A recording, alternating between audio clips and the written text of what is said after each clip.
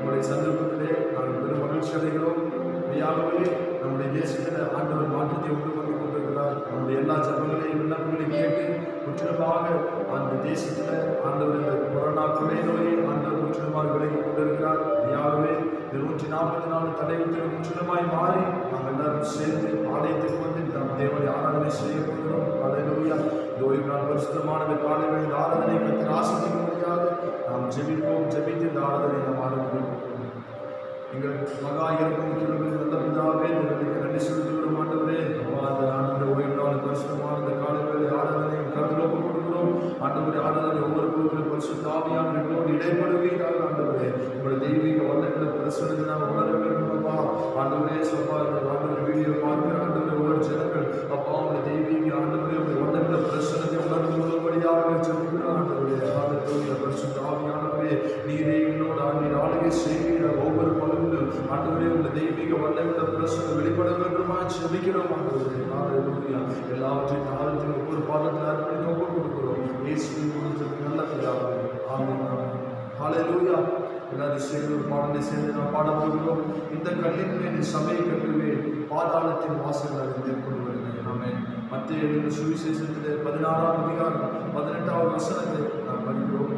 மேலும் நான் உனக்கு சொல்லுகிறேன், நீ பேதுருவாய் இருக்கிறாய், இந்த கல்லின் மேல் சபையை கட்டுவேன், பாதாளத்தின் வாசல் அதை மேற்கொண்டு வருகிறேன். ஆமென். ஆண்டவர் இயேசு கிறிஸ்து இந்த பூமியில் இருக்கும் பொழுது பேதுருவை பார்த்து சொல்கிறார், இந்த கல்லின் மேல் சபையை கட்டுவேன், பாதாளத்தின் வாசல் அதை மேற்கொள்வது. ஆமென். எந்த ஒரு பாதாளத்தின் வாசல்கள் நம்ம சபையை மேற்கொள்ள முடியாது. ஆமென். நாம் தேவனுடைய ஆலயமாக இருக்கிறோம். நீங்களே தேவனுடைய ஆலயம் என்று வேதம் சொல்கிறது. ஹல்லேலூயா. எந்த ஒரு பாதாளத்தின் வாசல்கள் நம்மை மேற்கொள்ள முடியாது. ஹல்லேலூயா.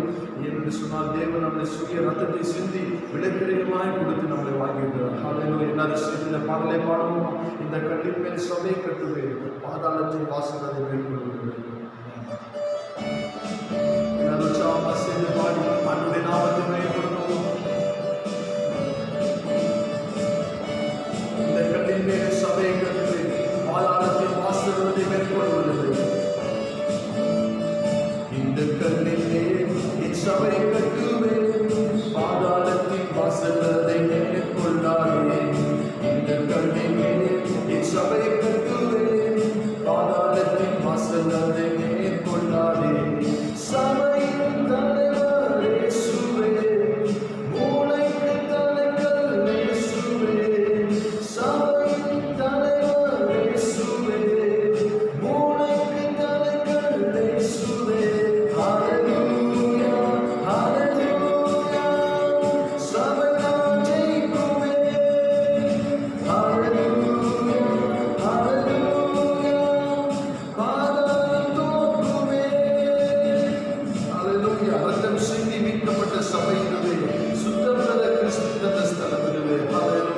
சபையை தேவன் ரத்தத்தை சிந்தி, சுய ரத்தத்தை சிந்தி அவர் விலைக்கிரயமாய் வாங்கியிருக்கிறார். ஹல்லேலூயா.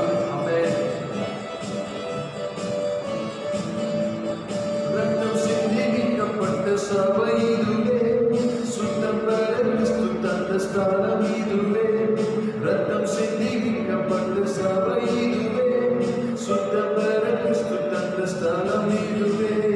சபைகளில் நிறைநாட்டி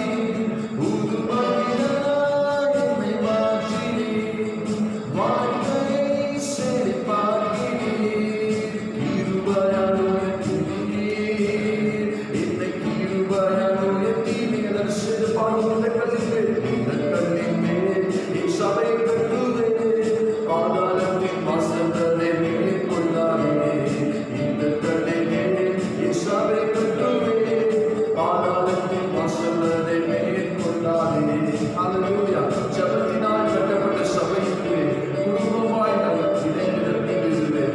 நம்முடைய சபையானது ஜபத்தினால் கட்டப்பட்டது. ஹல்லேலூயா. ஒரு குடும்பமாக இருக்கிறது. ஆமென். ஜபத்தினால் கட்டப்பட்ட சபை இதுவே, குடும்பமாய் இதுவே. குடும்பத்தினால் கட்டப்பட்ட சபை இதுவே, குடும்பமாய் உறவிதுவே. ஆவியில் நல்ல தகப்பனே, சபை முழுவதும் எங்கள் சொந்தமே. வேற்றுமை இங்கு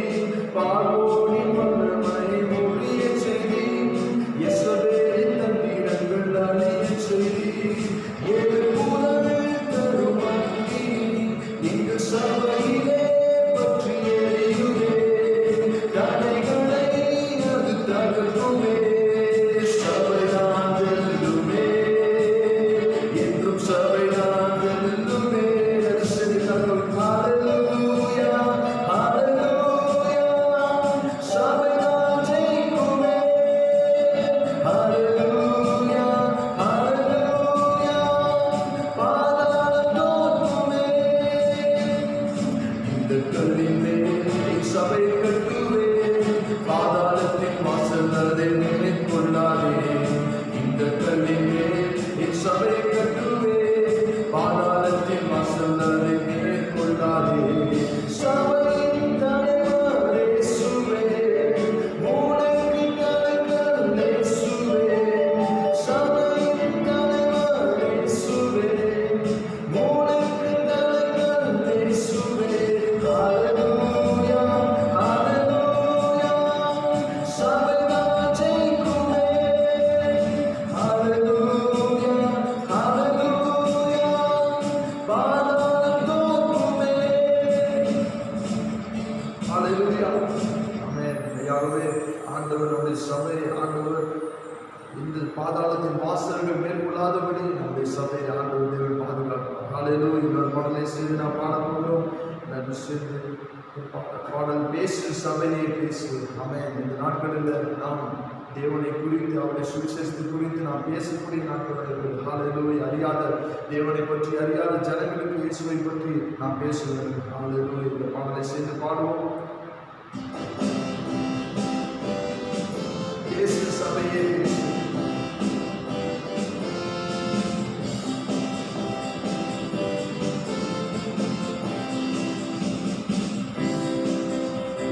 பேசு சபையே பேசு, பேசு சபையே பேசு, பேசு சபையே பேசு, பேசு சபையே பேசு.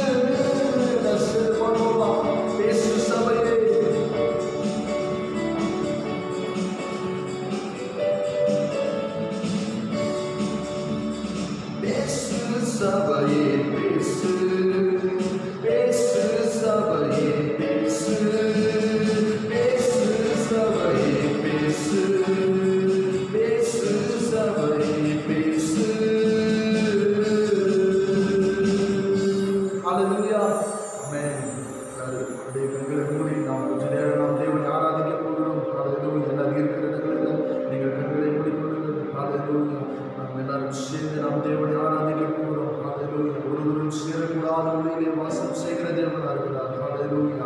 ஆமென். சேரக்கூடாத ஒளியிலே வாசம் செய்கிற தேவன். ஹalleluya. எல்லாரும் இருக்கிற இடங்களில் கண்களை மூடி ஹalleluya கரங்களை உயர்த்தி ஆண்டவரை பார்த்து சொல்லுவோம். ஆண்டவரே நீர் பரிசுத்தர் ஆண்டவரே. ஹalleluya.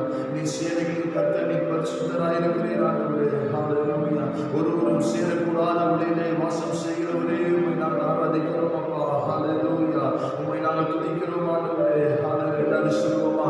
கரங்களை உயர்த்தி ஆண்டவரை பார்த்து சொல்லுவோம். ஆண்டவரே நீர் எல்லாவற்றுக்கும் மேலானவர் ஆண்டவரே. அப்பா நீர் எல்லோரிலும் நீர் பெரிய தேவனா இருக்கிறீர் ஆண்டவரே. ஹalleluya. உமக்கு ஒப்பானவர் யாரும் இல்லை அப்பா. ஹalleluya. ஆண்டவரே மேலே வானத்திலும் கீழே பூமியிலும் ஆண்டவரே உமக்கு ஒப்பான தேவன் ஒருவரும் இல்லையே. ஹalleluya. அப்பா நாங்கள் உம்மை உயர்த்தி உம்மை ஆராதிக்கிறோம் அப்பா. ஹalleluya. பரிசுத்த தேவனே உம்மை நாங்கள் ஆராதிக்கிறோம். ஹalleluya. ஒரு சேரக்கூடாத ஒளியிலே வாசம் செய்கிறவரே உம்மை நாங்கள் ஆராதிக்கிறோம். ஹalleluya. எல்லாரும் அப்படியே கரங்களை உயர்த்தி ஆண்டவரை ஸ்தோத்திரிப்போமா? அவருக்கு துதியை நாம் செலுத்துவோமா? ஹalleluya. அப்பா உமக்கு ஸ்தோத்திரம், உமக்கு ஸ்தோத்திரம். ஹalleluya. யெகோவா ஈரே உமக்கு ஸ்தோத்திரம். யெகோவா ஷம்மா உமக்கு ஸ்தோத்திரிக்கிறோம் ஆண்டவரே. ஹalleluya. உம்மை நாங்கள் ஆராதிக்கிறோம் ஆண்டவரே. ஹalleluya. ஹalleluya. ஓ ரபா ஷகரனரகரமோ. ஹalleluya. ஒருவரும் சேரக்கூடாத ஒளியில் வாசம் செய்கிறவர். ஹalleluya. கேருபீன்கள் சேராபீன்கள் மத்தியிலே வாசம் செய்கிற தேவனா இருக்கிறார். ஹalleluya. நாம் கண்களை மூடி உள்ளத்தினாலத்திலிருந்து ஆண்டவரை பார்த்து நாம் ஆண்டவரை நாம் ஆராதிப்போமா? ஹalleluya. ஹalleluya. ஹalleluya. ஒருவரும் சேரக்கூடாத ஒளியில் வாசம் செய்பவரே. ஒருவரும் சேரக்கூடாத ஒளியில் வாசம் செய்பவரே. சேர்ந்து கரங்களை உயர்த்தி நீரே பரிசுத்த தெய்வம். நீரே பரிசுத்த தெய்வம். நீர் மாத்திரமே. சொல்லுமா? நீர் மாத்திரமே. கரங்களை உயர்த்தி ஆண்டவரை பார்த்து பரிசுத்த நீர் பரிசுத்த பரிசுத்த நீர் பரிசுத்தரே. பரிசுத்த நீர் பரிசுத்த பரிசுத்த நீர் பரிசுத்தரே. நீரே நீர் மாத்திரமே. நீரே நீர் மாத்திரமே. சேர்ந்து ஒருவரும்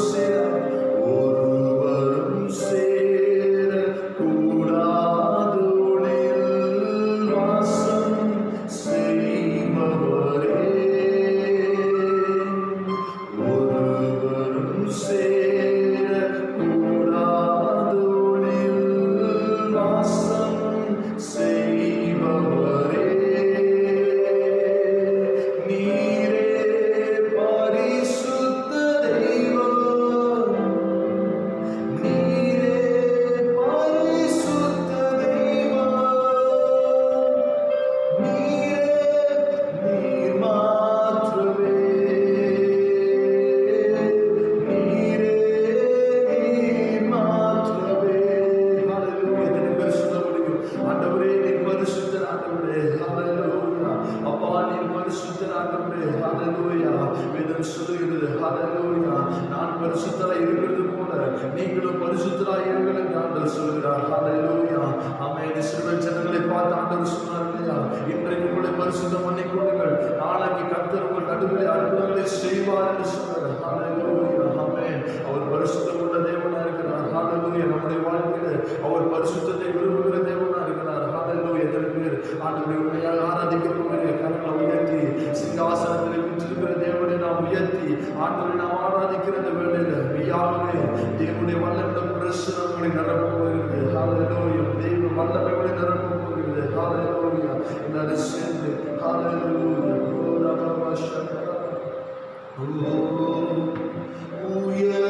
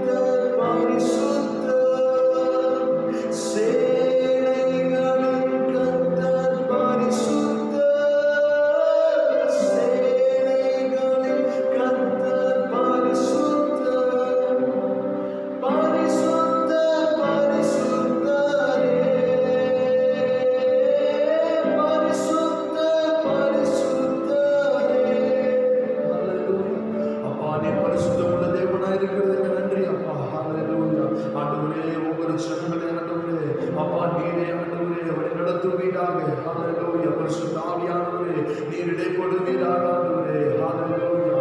அப்பா தேவனே ஸ்தோத்திரிக்கிற கர்த்தாவே, அப்பா இந்த ஆராதனை வேளையில அப்பா மட்டுமாக உம்முடைய தெய்வீக மகிமையின் பிரசன்னம் இறங்குவதற்கு நன்றி செலுத்துகிறோம் ஆண்டவரே. ஹalleluya.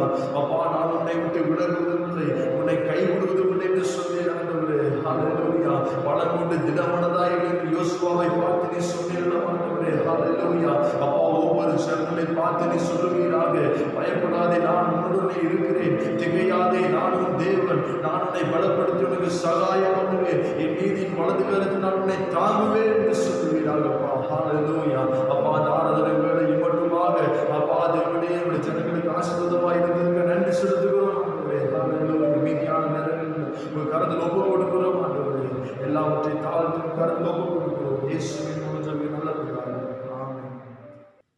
கிறிஸ்துவுக்குள் பிரியமான சகோதர சகோதரிகளே, இந்த ஞாயிற்றுக்கிழமை காலை வேளையிலே உங்களை இந்த வீடியோ மூலமாய் சந்திப்பது மிக்க மகிழ்ச்சி.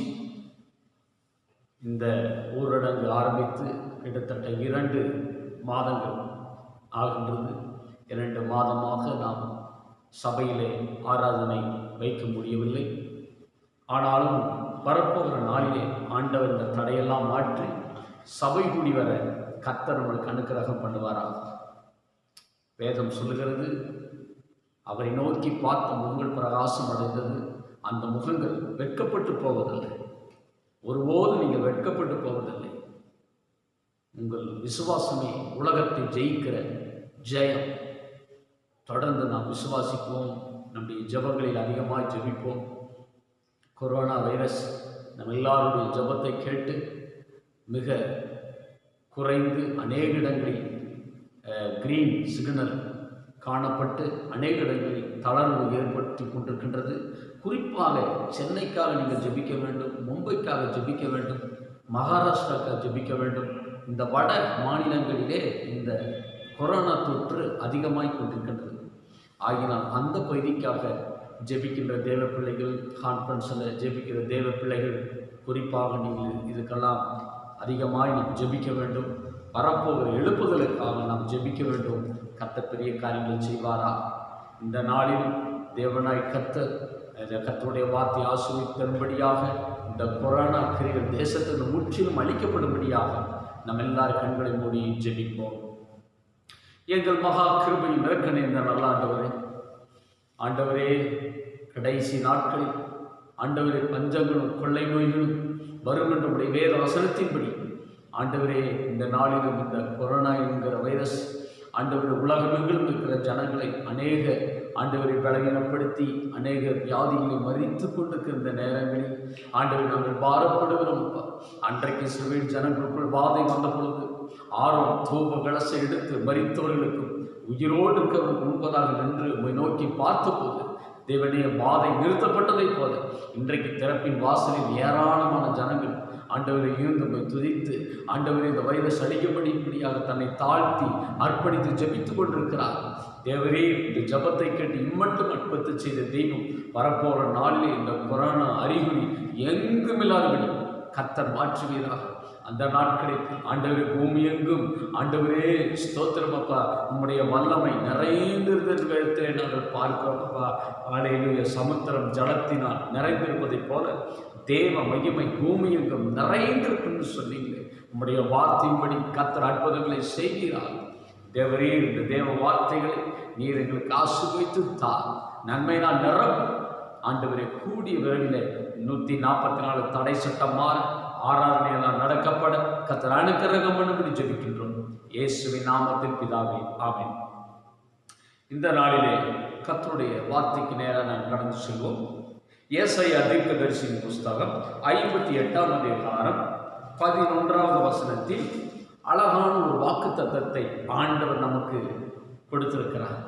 இந்த வாக்குத்தத்தமானது நமக்கும் நம்முடைய சபைக்கும் இந்த சத்தத்தை கேட்டுக்கொண்டிருக்கிற ஒவ்வொருவருக்கும் மிகுந்த ஒரு ஆசீர்வாதத்தை கொண்டு வருவதாக. கர்த்தர் நித்தமும் உன்னை நடத்தி மகா வறட்சியான காலங்களில் உன்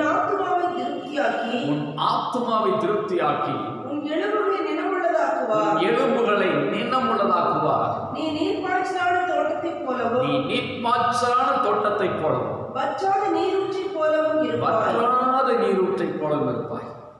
இந்த வாக்கு தத்தத்தை மையமாக வைத்து உங்களோடு கூட ஒரு சில நேரம் தேவனுடைய வார்த்தைகளை கொடுக்க கர்த்தருடைய ஆவியானவர் அனுக்கிரகம் பண்ணுவாராக. இந்த வசனத்தை படிக்காதவர்கள் யாரும் இருக்க மாட்டார். அடிக்கடி இந்த வசனங்களை, இந்த வாக்கு தத்தத்தை ஜனங்கள் நினைவு கொண்டு ஜெபிக்கும் பொழுது ஆண்டவர் மிகப்பெரிய ஒரு அற்புதத்தை கர்த்தர் செய்கிறார். இந்த இடத்துல ஒரு வசனத்தை நாம் பார்க்கின்ற பொழுது அங்க பாருங்க, கர்த்தர் எப்படி ஒரு தேவ பிள்ளையை நடத்துவாரா, கர்த்தர் எப்படி அவரை சார்ந்திருக்கிற பிள்ளைகளை நடத்துவார் என்று இங்கு திட்டம் தெளிவுமாக ஏசாயா தீர்க்கதரிசியோடு கூட கர்த்தர் பேசுகிறார். அந்த வசனத்தை நாம் பார்க்கும் பொழுது ஏசாயா 58:11 கர்த்தர் நித்தம் உன்னை நடத்தி. முதலாவது பார்க்கின்றோம், நம்முடைய தேவன் கர்த்தர் நித்தமும் நடத்தும் தேவன். ஏதோ ஒரு நாள் மட்டும் நடத்துகிற தேவன் அல்ல, நித்தமும் நடத்துவார். ஒவ்வொரு நாளும் உங்களை நடத்துவார். ஒருவேளை நீங்கள் கடந்து போன நாட்களில் நன்றாக வருமானம் இருக்கும்போது ஆண்டவர் அற்புதமாய் நடத்தினார். ஒருவேளை இந்த 2 மாதம் ஒருவேளை வருமானம் இல்லாமல் இருக்கலாம், உங்கள் தேவை சந்திக்கப்படாத போல இருக்கலாம். ஆனால் ஒரு உண்மை என்னவென்றால், அன்றைக்கு நடத்தின தேவன் இந்த சூழ்நிலையில் உங்களை நடத்துகிறார். எத்தனை பேர் விசுவாசிக்கிறீங்க? ஒரு குறை இல்லாமல் என்னை நடத்தினார் பாஸ்டர். இந்த நாளில் இந்த சத்தத்தை கேட்டுக்கொண்டிருக்கிற தேவ பிள்ளையே, உங்களை நடத்துகிற எந்த மனிதனும் அல்ல, உங்களை நடத்துகிற எந்த அரசாங்கமும் இல்லை. உங்களை நடத்தினவர் உங்களுக்காகவே கல்வாரி சிலுவையில் முழு ரத்தத்தை செய்து மரித்து அடக்கம் பண்ணப்பட்டு 3ஆம் நாள் உயிரோடு எழுந்த சர்வ வல்லமையுள்ள தெய்வம் உங்களை நடத்துகிறார். உங்கள் பிள்ளைகளை நடத்துகிறார், உங்கள் குடும்பத்தை நடத்துகிறார். ஆகினால் தான் வேதவசனம் சொல்லுகிறது, கர்த்தர் நித்தமும் நடத்துவாராம். உபாகமம் 32:14 வசனத்தில் பார்க்கின்ற பொழுது ஆண்டவராகிய தேவன் நம்முடைய முற்பிதாக்களை எப்படி வழி நடத்தினாராம். உபாகமம் 32:14 வசனம், பசுவின் வெண்ணையையும் ஆட்டின் பாலையும் பாசானில் மேயும் ஆட்டுக்குட்டிகள், ஆட்டுக்கடாக்கள், வெள்ளாட்டுக்கடாக்கள் இவைகளுடைய கொழுப்பையும் கொழுமையான கோதுமையையும் இரத்தம் போன்ற சுயமான திராட்சை ரசத்தையும் சாப்பிட்டாய். ஆண்டவர் தேவ ஜனங்களுக்கு கொழுமையானவைகளை கொடுத்து வழி நடத்தினார். 430 வருஷம் அடிமைத்தனத்திலிருந்து வெளிவந்த ஜனங்கள் சாதாரணமானதல்ல. அது கோதுமையினாலும் ஆசீர்வாதத்தினாலும் கொழுமையினாலும் இஸ்ரவேல் ஜனங்களை கர்த்தர் நடத்தினார். இன்றைக்கும் கூட ஆண்டவரை சார்ந்திருக்கிற தேவ பிள்ளையே, ஏதோ ஒன்றை குறித்து நீங்கள் கலக்கி கொண்டிருக்கிறீர்களா? இனி வரப்போகிற நாட்கள், இதுவரைக்கும் ஆண்டவர் நடத்திட்டார் பாஸ்டர், இனி என் குடும்பத்தை நடத்துவாரா, இனி என் பிள்ளைகளை நடத்துவாரா? இன்றைக்கு ஆண்டவர் உங்களை மாத்திரமல்ல, அவரை சார்ந்திருக்கிற ஒவ்வொருவரையும் அவர் நடத்துவார். அவர் நடத்தும் போது உங்கள் ஆகார தேவைகளை சந்திப்பார், குடும்ப தேவைகளை சந்திப்பார், சகல நன்மையினாலும் நிரப்பி உங்களை நடத்துவார். இன்னி ஒரு வசனத்தை பாருங்க, என்னாகும் 11:21 வசனத்தை நாம் பார்க்கின்ற பொழுது இஸ்ரவேல் ஜனங்களுக்கு தேவையான ஆசீர்வாதங்களையும் நன்மைகளையும் ஆண்டவர் கொடுத்தார் என்று பார்க்கின்றோம். என்னாகும் 11:21. அதற்கு மோசே, என்னோடு இருக்கிற காலாட்கள் 6 லட்சம் பேர், ஒரு மாதம் முழுவதும் புசிக்கும்படி அவருக்கு இறைச்சி கொடுப்பேன் என்று சொன்னீரே. ஆடு மாடுகள் அவர்களுக்காக அடித்தாலும் அவர்களுக்கு போதுமா? சமுத்திரத்து மச்சங்கள் எல்லாம் அவர்களுக்காக சேர்த்தாலும் அவர்களுக்கு போதுமா என்றார். அதற்கு கர்த்தர் மோசேயை நோக்கி, கர்த்தருடைய கை குறியிருக்கிறதோ, என் வார்த்தைப்படி நடக்குமோ நடவாதோ என்று நீ இப்பொழுது காண்பாய் என்றார். ஆண்டவர் இஸ்ரவேல் ஜனங்கள் சொன்னாங்க, எங்களுக்கு இறைச்சி வேணும்னு கேட்டாங்க. அப்போ கேட்கும் பொழுது ஆண்டவர் என் வல்லமையை காண்பாய் என்று மோசைக்கு சொன்ன பொழுது சொல்றாரு, நாங்கள் எங்கிட்ட இருக்கிற ஆடையெல்லாம் அடித்தாலும் இந்த 6 லட்சம் ஜனங்கள் கிட்டத்தட்ட அங்கு 20 லட்சம் பேர் இருக்கிறார்கள், இவர்களுக்கு போதுமா? கடலில் இருக்கிற மீனையெல்லாம் கொண்டு கொடுத்தாலும் பத்தாதே என்று அவர் கலங்கின பொழுது என் வல்லமையை பார் என்று அங்கே பின்னாடி நீங்கள் பார்த்தீங்கன்னா ஒரு கீழ் காற்றை அனுப்பி ஏராளமான காடைகளை கொண்டு வந்து இஸ்ரவேலுடைய பாளையத்தை போட்டார்களாம். அது எவ்வளவு தூரம் அந்த காடைகள் வந்து அமர்ந்ததாம். அந்த வசனத்தை படிங்க, அதிலே பார்க்கின்றோம். அந்த காடைகள் அந்த கீழ்காட்சியினால் அடிக்கப்பட்டு இஸ்ரவேலின் பாளையத்துக்குள் வந்து விழும்படி ஆண்டவர் ஒரு அற்புதத்தை செய்தாராம். ஆனபடினாலே அப்பொழுது கர்த்தரிடத்திலிருந்து புறப்பட்ட ஒரு காற்று, பாருங்க, அப்பொழுது கர்த்தரிடத்திலிருந்து புறப்பட்ட ஒரு காற்று சமுத்திரத்திலிருந்து காடைகளை அடித்துக் கொண்டு வந்து பாளையத்திலும் பாளையத்தை சுற்றிலும் இந்த பக்கம் ஒரு நாள் பிரயாணம் மட்டும் அந்த பக்கம் ஒரு நாள் பிரயாணம் மட்டும் தரை மேல் 2 முழ உயரம் எழுந்து கிடக்க செய்தது. 2 முழ உயரம் அந்த பக்கம் இந்த பக்கம் கிட்டத்தட்ட ஒரு நாள் பிரயாணம் என்பது 40 மைல் நடப்பார்கள். சராசரியாக 40 மைல் ஒரு நாளைக்கு பரிசுத்தவான்கள் கால்நடையை நடப்பார்களாம். 40 மைல் தூரத்துக்கு அந்த காளைகளை குவித்தார். இஸ்ரவேல் ஜனங்கள் வயிறார சாப்பிட்டார்கள். இன்றைக்கும் கூட உங்கள் போஷிக்கிற தேவன் நித்தம் உங்களை நடத்துவார். நீங்க நினைத்து பார்க்க முடியாத ஆச்சரியமாய் உங்களை நடத்தும் தேவன். ஆகினால தான் வேதம் சொல்லுகிறது, கர்த்தர் நித்தம் உன்னை நடத்துவார். உங்களுக்கு தேவையான நன்மைகளை தரும் இந்த லாக்டவுன்ல ஒருவேளை நீங்க நினைக்கிறீங்களா, கர்த்தரனை போஷிப்பாரா, கர்த்தரனை நடத்துவாரா? அன்றைக்கு 20 லட்சம் ஜனங்களுக்கு சாப்பாடு கொடுத்தாண்டவர் உங்கள் குடும்பத்துக்கு தரமாட்டாரா? உங்கள் பிள்ளைகளுக்கு தரமாட்டாரா? நீங்க அன்னைக்கு எவ்வளவு திருப்தியா இருந்தீங்களோ, இந்த லாக்டவுன்ல உங்களுடைய மாவுல உங்களுடைய எண்ணெயில குறைந்து போகாமல் கர்த்தர் அற்புதத்தை செய்வார். எல்லாரும் கரங்கள் ஊதி ஹல்லேலூயா. நம்முடைய தேவன் சர்வ வல்லமையுள்ளவர். ஒன்று, நித்தமும் நடத்தும் தேவன். இரண்டாவது, எப்படி நடத்துகிறாரா? சங்கீத ஏசாயா 58:11 ஏசாயா 58:11 மகா வறட்சியான காலங்களில் முதலாவது பார்க்கின்றோம், நித்தமும் உன்னை நடத்துவார். இரண்டாவது எப்படிங்கம்மா? மகா வறட்சியான காலத்தில் உன்னை நடத்துவார். உன் ஆத்துமாவை திருப்தியாக்கி உன் எலும்புகளை நிலவுள்ளதாக்கி. இங்கு நாம் பார்க்கின்றோம், கர்த்தர் நித்தமும் உன்னை நடத்தி. இரண்டாவது, மகா வறட்சியான காலத்திலும் நடத்துவார். சாதாரண வறட்சி இல்லை. இன்றைக்கு ஒருவேளை காண்கிறதால சாதாரண வறட்சி தான்.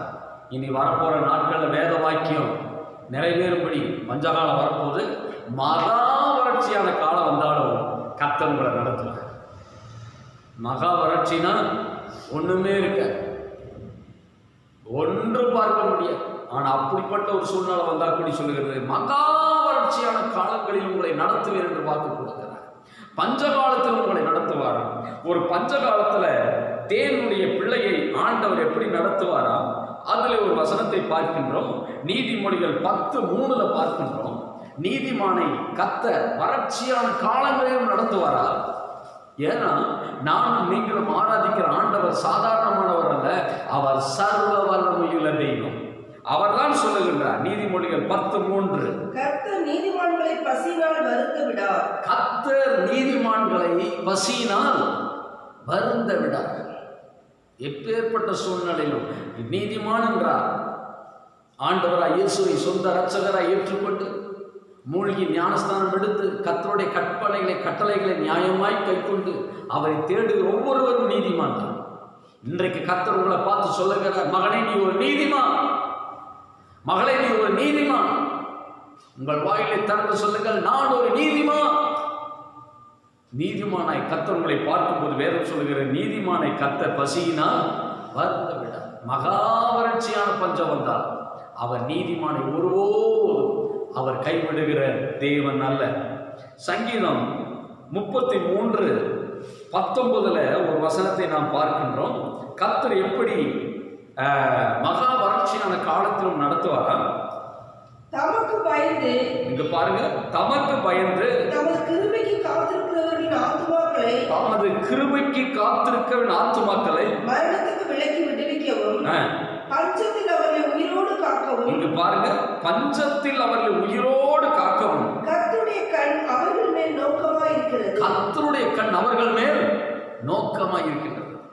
இன்றைக்கு நீங்க சாப்பிடுகிற சாப்பாடுகளை குறித்து ஆண்டவர் பார்க்கின்றார்.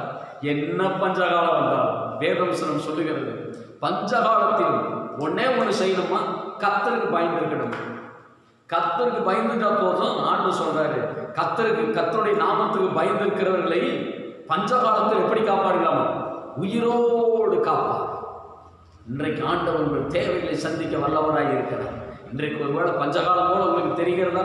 இந்த பஞ்சகாலத்தின் சர்வ வல்லமையுள்ள தெய்வம் உங்களோடு கூட இருந்து உங்களுக்கு தேவையான மன்னாவை தருவாராக.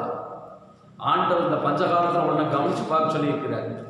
எதை கவனித்து பார்க்கணும்? நம்ம ஆகாயத்து பறவைகளை கவனித்து பாருங்கள். அவைகள் விதைப்பதும் இல்லை, அறுப்பதும் இல்லை, களஞ்சியத்தில் சேர்ப்பதும் இல்லை. அவைகளை பிழைப்பூட்டுகிற பரமபிதா உங்களை பிழைப்பூட்டுவது அதிக நிச்சயம் அல்லவா?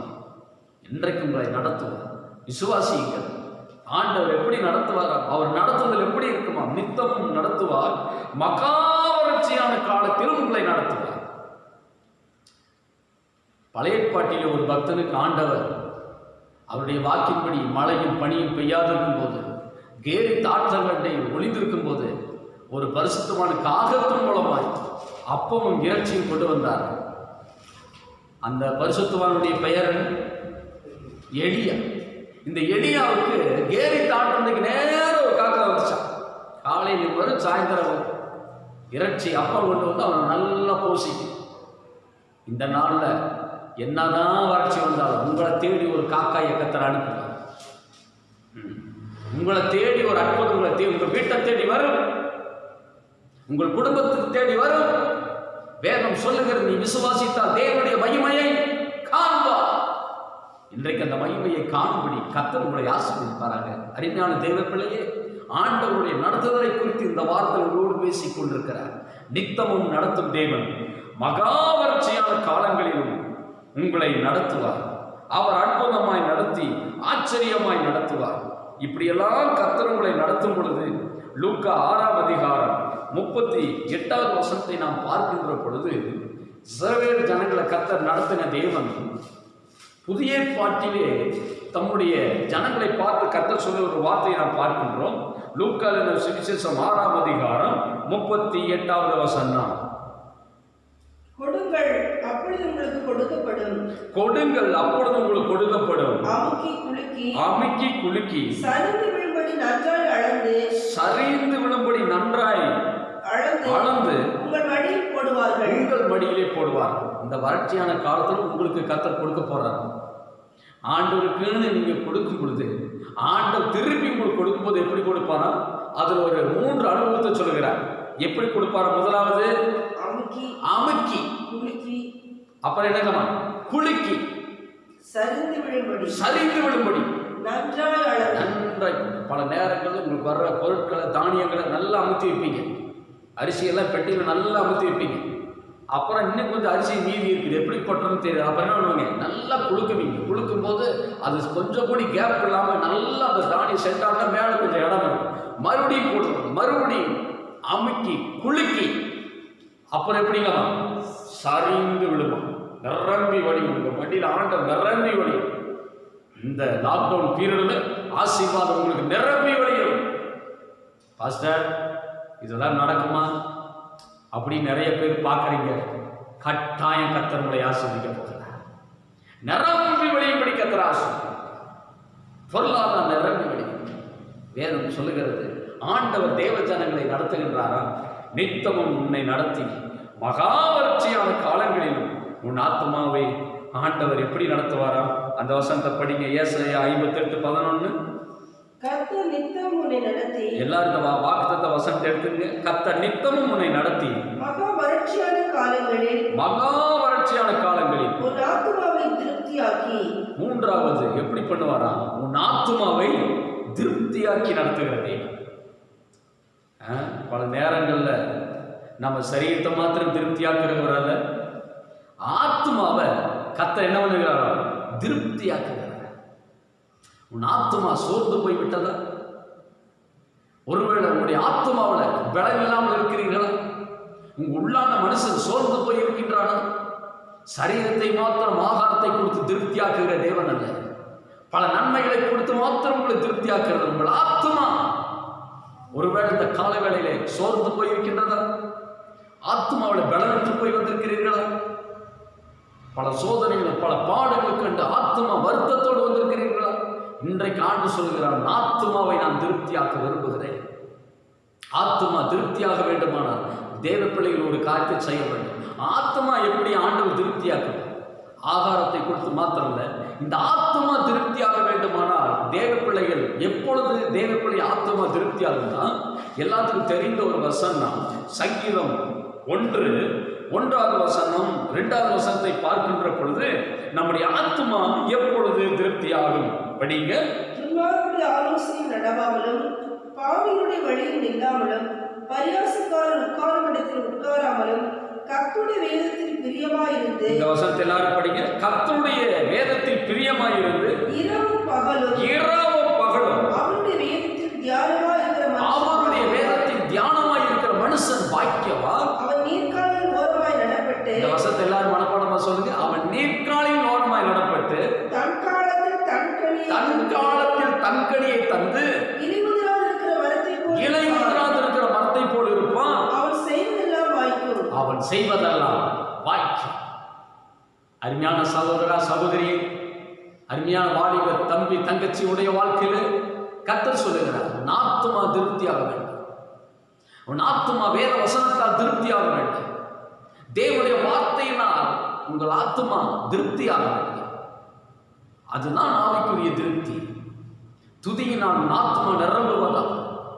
என் ஆத்துமாவை ஏன் கலங்குகிறாய்? ஏன் எனக்குள் தேங்குகிறாய்? தேவனை நோக்கி காத்திரு. என் முகத்துக்கு ரட்சிப்பும் என் தேவனுமாய் இருக்கிற நான் இன்னும் துதிப்பேன். துதியினால் உங்கள் ஆத்துமா நிரம்புவதாக. 3 யோவான் 2 வசனத்துல நம்ம எல்லாருக்கும் தெரிஞ்ச ஒரு வாக்கு தத்துவம். நம்ம எல்லாரும் சேர்ந்து படிக்கலாங்களா? 3 யோவான் 2 வசனம். பிரியமானவனே ஆத்துமா வாழ்வது போல நீ எல்லாவற்றிலும் வாழ்ந்து சுகமாய் இருக்கும்படி வேண்டுகிறேன். இன்றைக்கு உங்கள் ஆத்துமா தேவ சமூகத்தில் வாழ்ந்திருக்கின்றதா? ஆத்துமாவை கர்த்தர் வாழ வைத்திருக்கின்றாரா? ஆத்துமா வாழ வேண்டுமானால் ஒவ்வொரு நாள் கர்த்தரை தேட வேண்டும். ஒவ்வொரு நாள் நீ ஜெபிக்க வேண்டும். ஒவ்வொரு நாள் வேத வசனத்தை படிக்க வேண்டும். ஒவ்வொரு நாள் ஆவிகளை நிரம்ப வேண்டும். ஒவ்வொரு நாள் அந்த பரிசுத்த தேவனோடு கூட ஐக்கியம் சரியாக இருக்கும் போது, அவருடைய வல்லமைக்குள்ள வரும் பொழுது வேதம் சொல்லுகிற உங்கள் ஆத்துமாவை திருப்தியாக்கும் தேவன். உடைய ஆத்துமா வாழ வேண்டும். ஜபத்தினாலும் துதியினாலும் ஆராதனையினாலும் பரிசுத்த வாழ்க்கையினாலும் கட்டளைகளை கற்பனைகளை நியாயங்களை நியமங்களை கை கொள்ளும் பொழுது உங்கள் ஆத்துமா வாழும். ஆத்துமாவை திருப்தியாக்கி நடத்தும் தேவன். இந்த நாளிலே ஒருவேளை இந்த நாளிலும் ஆலயத்துக்கு வர முடியாமல் வீட்டிலே நீங்கள் இருக்கிறீர்களா? வீட்டிலே இருந்தாலும் உங்கள் ஆத்மாவை நீங்கள் பார்த்துக் கொள்ள வேண்டும். மனிதன் உலகம் முழுவதையும் ஆதாயப்படுத்தினாலும் தன் ஜீவனை நஷ்டப்படுத்தினால் அவனுக்கு லாபம் இல்லை. இந்த நாள் உங்களுடைய ஆத்மாவை நஷ்டப்பட்டு போகாதபடி ஒவ்வொரு நாளும் கர்த்தரை உறுதியாய் பிடித்துக் கொள்வோம். அந்த ஆத்மா திருப்தியாகும்படி, அந்த ஆத்மா திருப்தி வர வரைக்கும் ஜெபம் பண்ணுவோம். அந்த ஆத்மா திருப்தி வரும்படி வேதத்தை படிப்போம். அந்த ஆத்மா திருப்தி நம்மளுக்கு உண்டாகும் வரைக்கும் கர்த்தருக்கு ஆராதனை செய்வோம். நம்மளுக்குள்ள ஒரு ஆத்மா திருப்தி வர வரை தேவனுடைய சமூகத்தில் தேவனுடைய பிரசன்னத்தில் அவருடைய திறப்பின் வாசலிருந்து தேசத்துக்காய் பட்டணத்துக்காய் அழிந்து போகிற ஆத்மாக்களுக்காக கண்ணீரோடு கூட ஜெபிக்கும் போது நம்முடைய ஆத்மா திருப்தியாகி நடத்தும் தேவை. அதைத்தான் இங்கு நாம் பார்க்கிறோம்.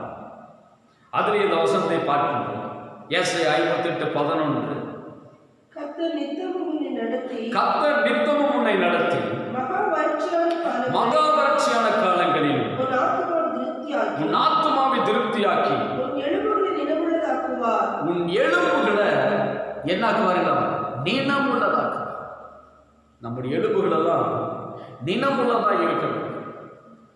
இன்றைக்கு எலும்புகளுக்குள் நல்ல எலும்பு சூப்பு சாப்பிடும்போது பார்க்கலாம், அந்த எலும்புகளுக்குள் கர்த்தர் ஒரு ஆசீர்வாதத்தை வைத்திருக்கின்றார். அதுதான் நினம்.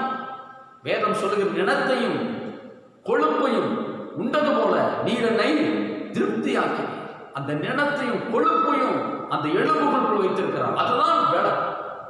அந்த நினமும் கொழுப்பு ஃபுல்லாக இருந்துச்சுன்னா எவ்வளவு தூரம் வேணாலும் நடப்பீங்க, மலையெல்லாம் ஏறுவீங்க, குதிப்பீங்க. அந்த அந்த எலும்பு ரொம்ப ஸ்ட்ராங்காக இருக்கும். கர்த்தர் உங்களை அப்படி நடத்த போகிறார். உங்கள் எலும்புகளில் பலனை தருவார். கர்த்தருக்காய் முழங்காலிலே நிற்க கர்த்தர் உங்களை பலப்படுத்துவார். உங்கள் முழங்காலை நினமுள்ளதாக்குவார். அப்படித்தான் அவர் நடத்துவார். பல நேரங்களில் எலும்புகள்லாம் வழிபாச என் 4 முழங்கால் படம் போட முடியல, ஜெபிக்க முடியல, ரொம்ப நேரம் கரங்களை தூக்கி ஜெபிக்க முடியல, ரொம்ப நேரம் தேவ சமூகத்தில் காத்திருக்க முடியல, எலும்பெல்லாம் கைகாலெல்லாம் வலிக்குது.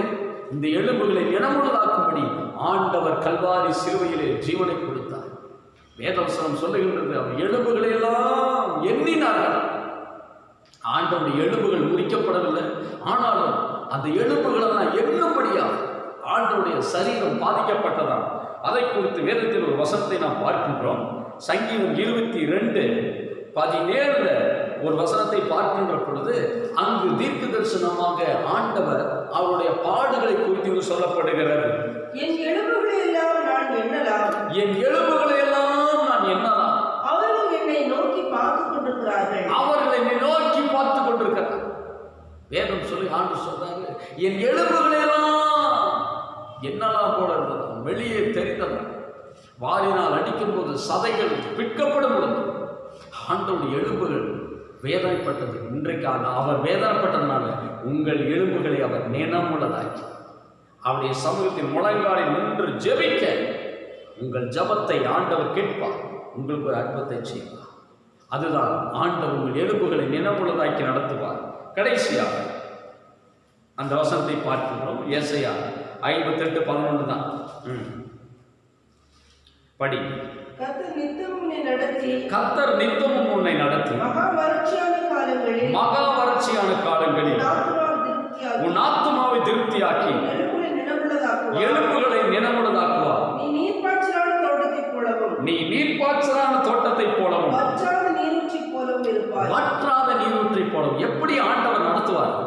ஒரு தேவ பிள்ளை எப்படி கர்த்தர் நடத்துவார்? முதலாவது பார்க்கின்றோம், எப்படி நடத்துவார்கள்? அவர் நித்தமும் நடத்துவார். இரண்டாவது, மகா வறட்சியான காலங்களிலும் உங்களை நடத்துவார். மூன்றாவது, உன் ஆத்துமாவை திருப்தியாக்கி நடத்துவார். நான்காவது, எலும்புகளை நினமுள்ளதாக்கி நடத்துவார். ஐந்தாவது, ஒரு தேவ பிள்ளை எப்படி கர்த்தர் நடத்துவாரா? நீ அந்த வசனத்தை எல்லாரும் சேர்ந்து படிங்க. கடைசி பகுதி, நீர்ப்பாய்ச்சலான தோட்டத்தைப் போலவும், எல்லாரும் சேர்ந்து சொல்லுங்க, நான் நீர்ப்பாய்ச்சலான தோட்டத்தைப் போலவும், வற்றாத நீரூற்றை போலவும், வற்றாத நீரூற்றை போலவும் இருப்பேன். உங்க தோட்டம், ஆவிக்குரிய தோட்டம் நன்றாக இருக்கின்றதா? இந்த வேளையிலே கர்த்தர் சொல்லுகிறார், வேதம் சொல்லுகிறது, உன் தோட்டத்தை என்ன தோட்டமா மாற்றாரு? என்ன தோட்டங்களா? உன் தோட்டத்தை நீர்ப்பாய்ச்சலான தோட்டம் போல மாற்றுகிறார். பல தோட்டங்களுக்கு தண்ணீர் இல்லாம போச்சுன்னா தோட்டத்திற்கு எல்லா பயிர் வகையில கரிப்பு. இந்த நாளில் உங்கள் தோட்டத்துக்கு ஆண்டவர் நீர்ப்பாய்ச்சலை அனுப்புகிறார், தண்ணீரை அனுப்புகிறார், செழிப்பை மாற்றுகிறார். வேதம் சொல்லுகிறது, அவர் வனாந்தரத்தில் வழியையும் அவாந்தர வழிகள் ஆறுகளையும் உண்டாக்குகிறார். இன்றைக்கு ஆண்டவர் வனாந்தரமாய் இருக்கின்ற தேவ பிள்ளையே, உடைய வாழ்க்கையில் ஏதோ ஒரு பகுதி வனாந்தரமாய் இருக்கின்றதா? ஒரு நீரூற்றை அனுப்புகிறார். அந்த பரிசுத்த ஆவியானவர் நீரூற்றை அனுப்புகிறார். உடைய வாழ்க்கையில் உங்களுக்காகவே ஒரு நீரூற்றை அவர் உண்டு பண்ண வல்லவராய் இருக்கிறார். அன்றைக்கு ஆகார் வனாந்தரத்தில் குழந்தைக்கு தண்ணீர் இல்லாத பொழுது, குழந்தையை நான் பார்க்க மாட்டேன் என்று தேவ சமூகத்தில் கதறி ஜெபித்த பொழுது கர்த்தர் ஆகாரின் கண்களை திறந்தார். அப்பொழுது ஒரு நீரூற்றை கர்த்தர் காண்பித்தார். அந்த நீரூற்றை எடுத்து தண்ணீரை குழந்தைக்கு கொடுக்கும் போது அது பலன் அடைந்தது. அப்பதான் ஆண்டவருக்கு ஆகாத ஒரு பேர் வச்சா. என்ன பேர் வச்சாங்க? நீரென்னை காண்கிற தேவன். இந்த வார்த்தை சொல்லுங்க, இயேசுவே நீரென்னை காண்கிற தேவன். இந்த நாள்ல யாரும் உங்களை பார்க்கிறாங்க இல்லையோ, சர்வ வல்லமையுள்ள தேவன் உங்களை பார்க்கிறார். நீரூற்று உங்களுக்கு நேராய் வருகின்றது. உங்களுக்கு நேராக இந்த வறட்சியை மாற்றி இந்த நாளிலே இந்த நீரூற்றை தரும்படி கல்வாரி சிலுவையிலே இயேசு நமக்காக முழு ரத்தத்தையும் சிந்தினார். நமக்காக வேதம் சொல்லுகிறது, ஒருவன் ஈட்டி எடுத்தவருடைய விழாவில் குத்திர போது ரத்தமும் தண்ணீரும் ஊற்றெடுத்து பாய்ந்தது. இந்த நாளில் ஆண்டவர் இந்த நாளில் உங்களுக்காக ஒரு ஊற்றை திறக்கிறார். கல்வாரி சிலுவையிலே ஆண்டவர் நமக்காக ரத்தத்தை சிந்தின போது இன்றைக்கு நமக்காக ஆண்டவர் ஒரு நீரூற்றை தருகிறார், ஒரு செழிப்பை தருகிறார். ஆவிக்குரிய செழிப்பு உடைய வாழ்க்கையில காணப்பட இன்றைக்கு நமக்கு அர்ப்பணிப்போம். ஆண்டவர் உங்களை நடத்த விரும்புகிறார். தேவப்பிள்ளை இந்த சத்தத்தை கேட்டுக்கொண்டிருக்கிற தேவப்பிள்ளையில் இந்த நாளில் வேதவசனம் சொல்லுகிறது, நீதிமான் பனையைப் போல செழித்து லீபனோடு இல்லை, கேதுருவை போல வளருவான். கர்த்தரை நம்புகிறவனோ செழிப்பான். உடைய வாழ்க்கையில் ஒரு ஆவிக்குரிய செழிப்பு வருவது இந்த நாள் 5 விதத்திலே ஆண்டவர் நடத்தும் தேவை. இந்த நாள் எல்லாரும் கண்களை மூடி ஜெபிப்போம். எல்லாரும் ஜெபிப்போம். எங்கள் அன்பும் இரக்கம் நிறைந்த நல்ல ஆண்டவரே, ஆண்டவரே, இந்த வாக்குத்தத்தத்தை பல முறை நாங்கள் படித்திருக்கிறோம். இன்றைக்கு இந்த காலங்களில் உங்களோடு கூட பேசுகிறார் சகோதரனே. கர்த்தருடைய வார்த்தை உங்களுக்கு நேராய் வருகிறது சகோதரியே. வேதவசனம் சொல்லுகிறது, அவர் நித்தமும் நடத்தும் தேவன். ஹல்லேலூயா. மகாவர்ச்சியான காலங்களில் உங்களை நடத்தும் தேவன். உங்களுடைய ஆத்மாவை திருப்தியாக்கி நடத்தும் தேவன். எலும்புகளை நினமுள்ளதாக்கி நடத்தும் தேவன். தோட்டத்தை நீர்ப்பாய்ச்சலான தோட்டம் போலவும் வற்றாத நீரூற்றை போலவும் நடத்தும் தேவன். ஆண்டவர்களை நடத்துவார். இன்றைக்கும் கூட ஆண்டவர் நம்மளை இந்த 5 விதங்களை நடத்த வேண்டுமானால் நாம் ஆண்டவருடைய நடத்துதலுக்கு நம்ம ஒப்புக் கொடுப்போம். ஆண்டவருடைய நடத்துதலுக்கு நம்முடைய பிள்ளைகளை ஒப்புக் கொடுப்போம். ஆண்டவருடைய நடத்துதலுக்கு நம்முடைய சபையை ஒப்புக் கொடுப்போம். எவர்கள் தேவனுடைய ஆவியில் நடத்தப்படுகிறார்களோ அவர்கள் தேவன் புத்திரர் எனப்படுகிறார். ஆவியானவர் என்னை நடத்தும் சொல். உங்களுடைய ஆவியை ஒப்புக் கொடுக்கிறேன். உங்களுக்காக நான் ஜெபிக்கிறேன். எல்லாரும் தயவு செய்து கண்களை மூடி ஆண்டவரை நோக்கி பார்ப்போம். பயபக்தியோடு கூட கர்த்தர் பார்ப்போம். ஒருவேளை வீடுகளில் இருப்பீர்கள், ஒரு நிமிஷம் முழங்கால் படி இருக்கு. நான் உங்களுக்காக ஜெபிக்க போகிறேன். கர்த்தரை நடத்துவாரா பாஸ்டர்? கர்த்தரின் குடும்பத்தை நடத்துவாரா? கர்த்தரின் பிள்ளைகளை நடத்துவார். இன்றைக்கு ஒரு நம்பிக்கையின் செய்தி மகனே, இன்றைக்கு ஒரு நம்பிக்கையின் செய்தி மகளே, நித்தமும் நடத்துவார். மகா வறட்சியான காலங்களில் நடத்துவார். ஆத்மாவை திருப்தியாக்கி நடத்துவார். உன் எலும்புகளை நீளமுள்ளதாக்கி கொண்டு வழி நடத்துவார். நீ நீர்ப்பாய்ச்சலான தோட்டத்தை போலும் வற்றாத நீரூற்றை போல உங்களை நடத்துவார். கர்த்தருடைய வருகை மிக சமீபமாயிருக்கிறபடினால் உம்முடைய பிள்ளைகளை செழிப்பாக்கும். உம்முடைய பிள்ளைகளுடைய ஜெப ஜீவியம் செழிப்பாகட்டும். உம்முடைய பிள்ளைகளுடைய பரிசுத்த ஜீவியம் செழிப்பாகட்டும். பரிசுத்தப்படுத்தி வழி நடத்தும். சீக்கிரமாக இந்த லாக்டவுன் பிரச்சனையெல்லாம் முடித்து தேவனுடைய ஆராதனை கூடிவர் கிருபைத்தான். வசனம் கேட்ட தம்முடைய பிள்ளைகளுக்கு 5 வாக்குத்தத்தங்களை நான் அனுப்புகிறேன் தகப்பனே. உம்முடைய பிள்ளைகளை ஆசீர்வாதமாய் வழி நடத்தும். இயேசு ரட்சகரின் நாமத்தில் ஜெபிக்கிறோம் எங்கள் ஜீவனுள்ள நல்ல பிதாவே. ஆமென். என் ஆத்துமாவே கர்த்தரை ஸ்தோத்திரி. என் முழு உள்ளமே பரிசுத்த நாமத்தை ஸ்தோத்திரி. என் ஆத்துமாவே கர்த்தரை ஸ்தோத்திரி. கர்த்தர் செய்த சகல உபகாரங்களை மறவாதே. ஆமென். நம்முடைய கர்த்தராகிய இயேசு கிறிஸ்துவின் கிருபை, பிதாவுடைய அன்பு, பரிசுத்த ஆவியானவருடைய ஐக்கியமும் சந்தோஷமும் சமாதானம் ஆசீர்வாதம் வழி நடத்தும் நம் யாவரோடும் சகல பரிசுத்தவான்களோடும் கூடுந்து வழிநடத்தி ஆசீர்வதிப்பாராக.